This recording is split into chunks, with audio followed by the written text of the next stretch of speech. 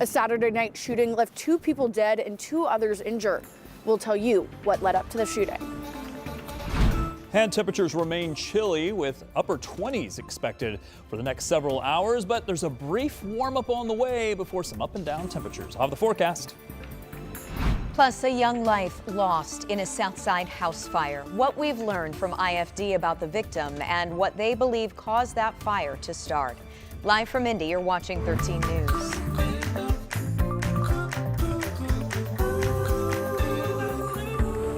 We start tonight with new details about a quadruple shooting in Greenwood. Police say people pulled guns at a party with deadly consequences. This happened last night in a neighborhood off Cutzinger Road, not far from Freedom Park. Our Ella Rhodes shares what we've learned from neighbors and investigators. Greenwood police confirmed 2 people died and 2 others were injured in a shooting on Bent Branch Circle. They say this all started at a birthday party. Shortly after 11:30 on Saturday night, Greenwood police showed up to this home, listed for sale, where they found several men with gunshot wounds. Police say a 37-year-old man died at the scene, and a 38-year-old man died at the hospital. Jim Busher lives a few doors down from where the shooting happened. He says police collected evidence from his backyard. I'm pretty shocked. It's been a quiet neighborhood, and I've seen the guys. They've had a dog over there, and there's never been any noise or issues or anything. Greenwood PD says during a large birthday party inside the home, 2 men got in an argument. That's when police say the 2 pulled out guns and the shooting began. Investigators say 2 other men went to the hospital for gunshot wounds. Several neighbors tell 13 News they didn't hear anything happen, but they did see flashing lights when police arrived on scene. My neighborhood is very peaceful. We never see anything over here since we live over here. And it's very quiet. This is an ongoing investigation as police work to learn more about what happened. In Greenwood, Ella Rhodes, 13 News. Anyone who witnessed that shooting or the aftermath is asked to reach out to Greenwood Police.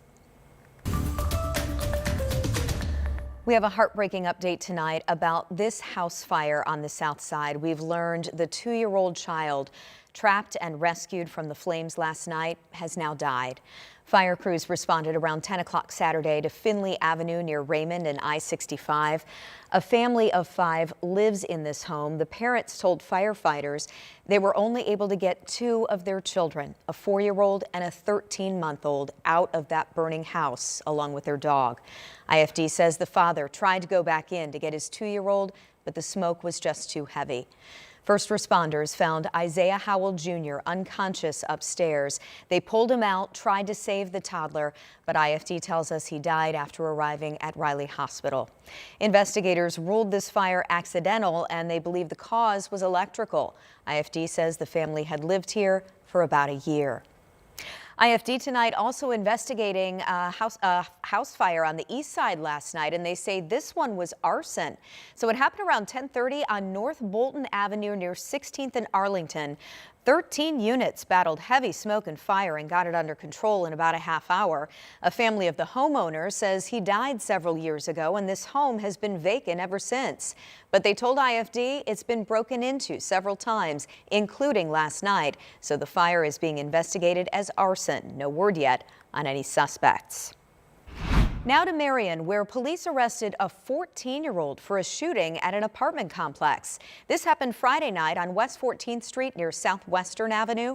Investigators say a 25-year-old man was shot and injured while playing video games upstairs in his room.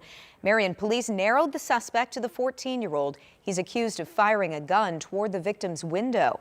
The teen now charged with criminal recklessness with a deadly weapon. In the courtroom tomorrow, a man arrested for a 2022 murder is set to go on trial. 34-year-old Cashman Moore is accused of killing 38-year-old Clarence Holder III on Woods Crossing Drive back in November of 2022. IMPD says Moore was already in custody for a separate case when they arrested him for this murder. Court records show his trial starts tomorrow morning.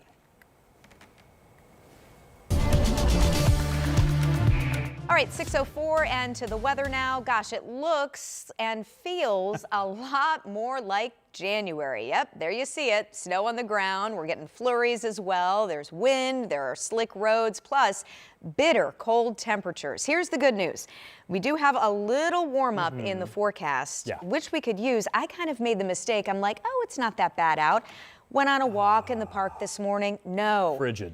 10 out of 10 say bad idea. Yeah. It was cold. That wind. It was, yeah, and the winds are still up a bit. Okay. They're going to start to shift a little bit to the south, and once they do that, we're actually going to bring in some warmer temperatures. Okay, so good. For a couple of days, we're going to see the temperatures move in a positive direction. Let me show you those winds right now. Most locations have a west wind, but there's a couple of spots where a southwest wind is starting to kick in, and that's going to help to actually keep our temperatures a little bit milder during the overnight. So take a look at what we expect for the rest of the evening. We're going to see the temperatures stay in the 20s as long as this west or west-southwest wind begins to kick in. It's going to keep our temperatures from dropping too much despite having mostly clear skies during the overnight. So your overnight low temperatures are likely going to be into the 20s for tonight. Mid-20s is what we're expecting, and then that'll be a jumping off point for tomorrow if we can see some sunshine, and we are expecting some. We'll call it partly cloudy skies. We should be able to get the temperatures back into the 40s. Getting above freezing would certainly be nice. And this is just the start of a warm up, which is really going to carry us into the next couple of days. We'll do 40s for tomorrow. I do have 50s in the forecast, but this warm up is only short lived because the long range forecast keeps the temperatures well below the average. I'll talk about that part of the forecast for you coming up in just a few, Jenny. Okay, we'll see in a few minutes, Rob. Thank you. Icy road conditions overnight caused a crash in Brownsburg, and this involved an ambulance. So take a look at these images. You can see the ambulance on its side after crashing into a creek. Brownsburg Fire Territory says it slid off County Road 550 East around 5 a.m. The roads, they say, were incredibly icy at the time. The ambulance lost control, hit a guardrail, and then ended up in that creek. Thankfully, no patients on board, and both crew members did get out safely. Tonight, we're working to learn what caused a car crash just north of downtown. We'll show you video of the scene overnight near 11th and Delaware. This is right by the ramp to get on I-70 East. When our photographer was on scene here, he saw firefighters pulling someone out of that car. That person was taken to the hospital.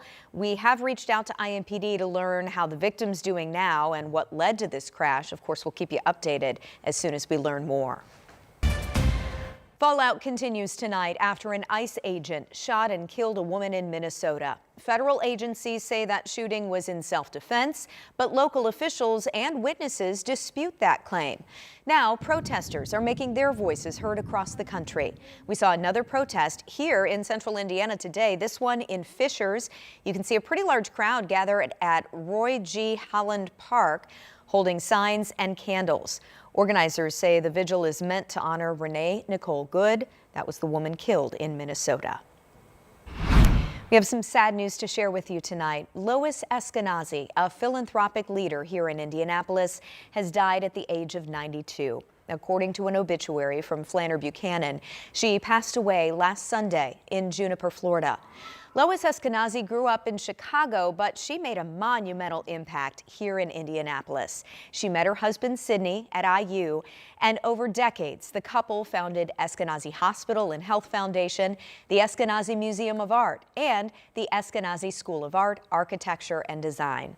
She's survived by her husband, her 3 children, and 7 grandchildren. Still ahead for us today at 6, it is the worst flu season in decades, according to the CDC. See where numbers stand across the country and here in Indiana. Rob? And we're expecting temperatures to warm up just a bit for the next couple of days, but then they'll fall right back down and it'll feel like January yet again. A lot to show you in the 7-day forecast coming up.